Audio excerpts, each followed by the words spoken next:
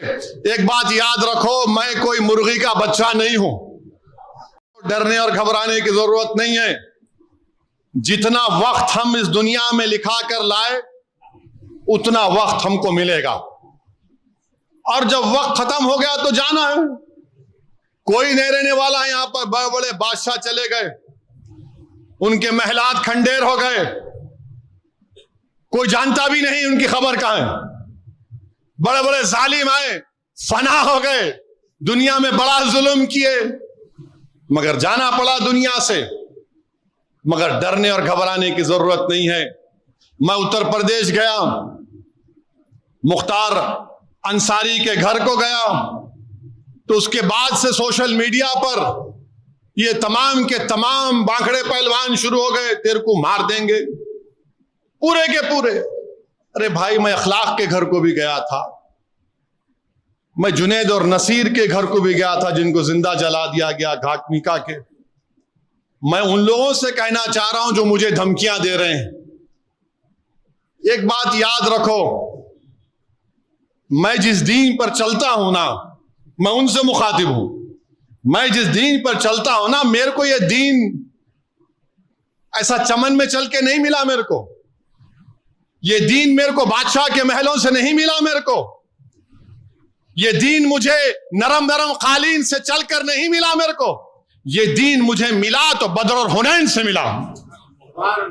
یہ دین مجھے ملا تو احد سے ملا.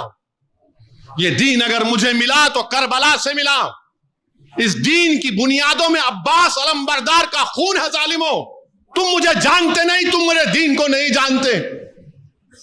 مار دیں گے. رے تو مارنا چاہے مار لے، میرا وقت نہیں ہے تو نہیں مروں گا، وقت ہے تو برابر مروں گا. تم کیا مار دیں گے؟ مار دیں گے. ارے ظالموں، قرآن میں اللہ لکھ رہا ہے کلو نفس ذائقۃ الموت. اور میں ان شیطانی طاقتوں سے کہہ رہا ہوں جو بولے مار دیں گے. ایک بات یاد رکھو، میں کوئی مرغی کا بچہ نہیں ہوں. ایک بات یاد رکھو، مرغی کا بچہ نہیں ہوں. بات کے حالات تم جانو. پھر میں اتنا آسانی سے جانے والا نہیں ہوں، پیٹھ نہیں دکھاؤں گا انشاءاللہ تعالی. تم کیا، تمہارے باپ بھی آ جائیں گے تو سامنے ٹھہروں گا میں انشاءاللہ تعالی. مگر یاد رکھو، مومن فنا نہیں ہوتا. مومن فنا نہیں ہوتا. اب کیسے نہیں ہوتا؟ موت کیا ہے؟ زندگی اور موت ایک حقیقت ہے نا. زندگی اور موت کے درمیان میں ایک حجاب ہے. تو ایک گھر سے دوسرے گھر کو جائیں گے آپ، تو فنا کیسے ہوئے؟ ایک گھر سے دوسرے گھر کو جا رہے ہیں آپ اور ہم، تو فنا کہاں سے ہوئے؟ تم فنا ہو جاؤ گے، ہم فنا نہیں ہوں گے انشاءاللہ تعالی. تمہاری نسلیں فنا ہو جائیں گے، ہم فنا نہیں ہوں گے. ہم ایک گھر سے دوسرے گھر کو منتقل ہوتے. مستدراک ایک حدیث کی مشہور کتاب ہے.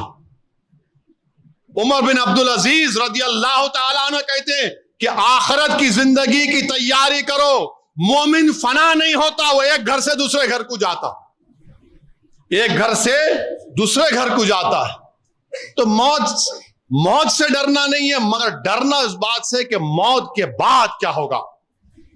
جب خبر میں جائیں گے، جب حساب کتاب ہوگا، جب پوچھا جائے گا، جب تم سے اور ہم سے پوچھا جائے گا، اور انشاءاللہ تعالی جب ہم کو رسول اللہ صلی اللہ علیہ وسلم کا چہرے مبارک دکھا جائے گا تو ہم پکار کر کہیں گے یہ میرے آقا ہیں انشاءاللہ، میں ان کا امتی ہوں، یہ محمد صلی اللہ علیہ وسلم ہے.